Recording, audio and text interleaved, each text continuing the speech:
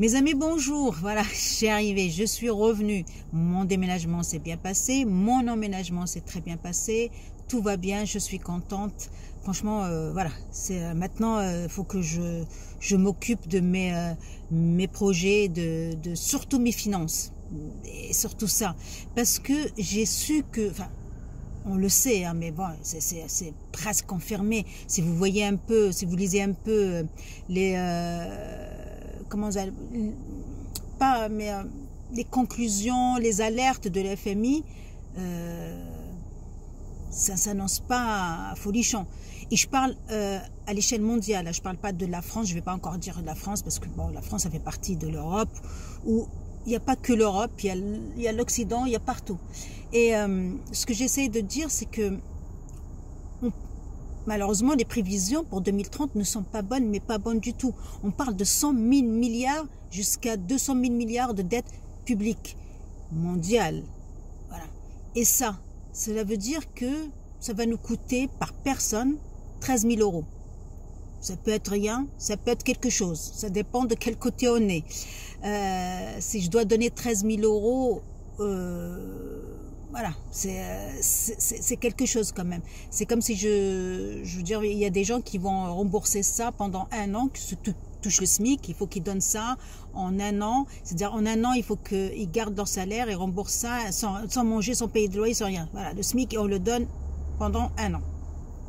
C'est ce que ça va coûter. C'est énorme.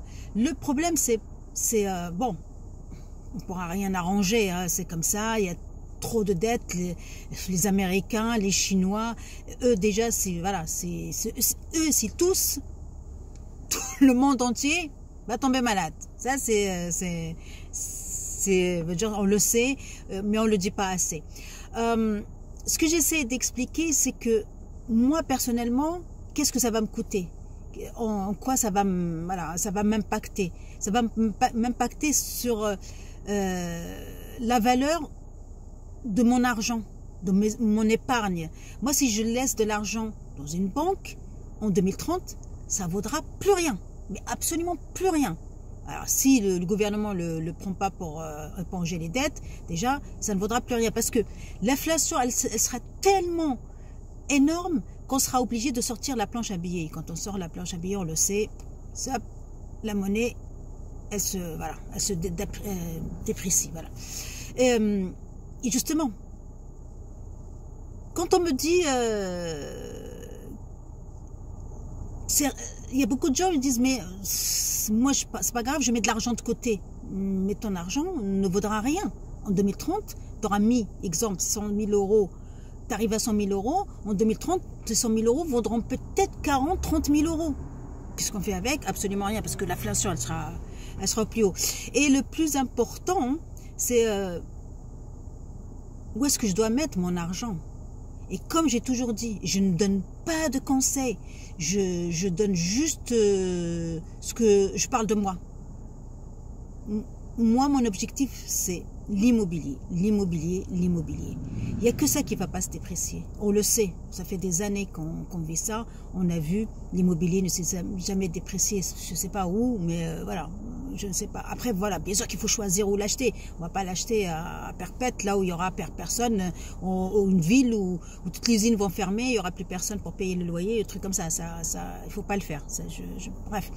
Et comme je dis, je ne donne pas de conseils, mais c'est juste, voilà, je dis, faites attention, faites attention. On est en 2024, 2025, allez, 2020, dans 5 ans, notre argent ne vaudra plus rien, on sera tous pauvres.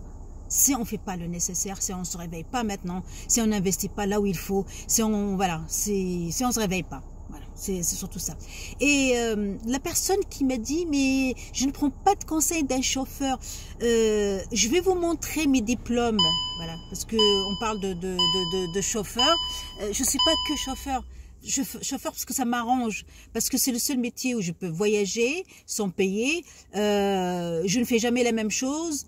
Je n'ai pas un plafond de verre, je n'ai pas un salaire que je peux pas dépasser. Moi, je peux faire 300 heures, je peux faire 200, alhamdoulilah, j'ai un bon salaire et je m'en sors très bien avec. C'est ce qui m'a permis d'investir.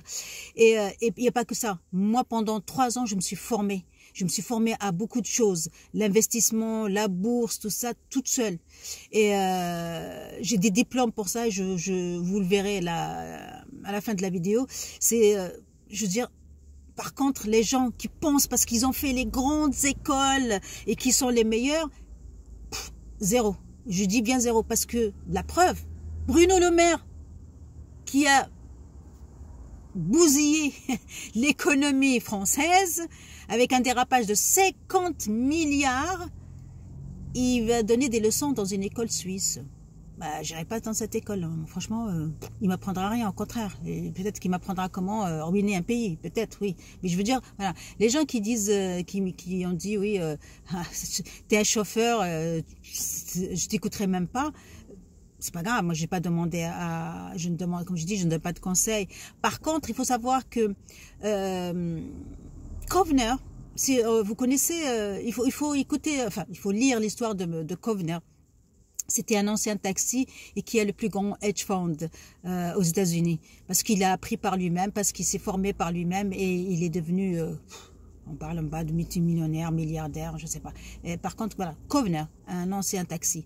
Et je veux dire, il y a pas, on apprend par soi-même, on se forme. Il faut toujours se former, il faut toujours apprendre. J'ai pas les diplômes de Suisse, j'ai pas le diplôme, mais j'ai mes diplômes et j'ai appris et je me suis formée. Et c'est pour ça que je sais là où je vais chercher la formation, je sais là où je vais investir et je sais là où je vais aller, Inch'Allah.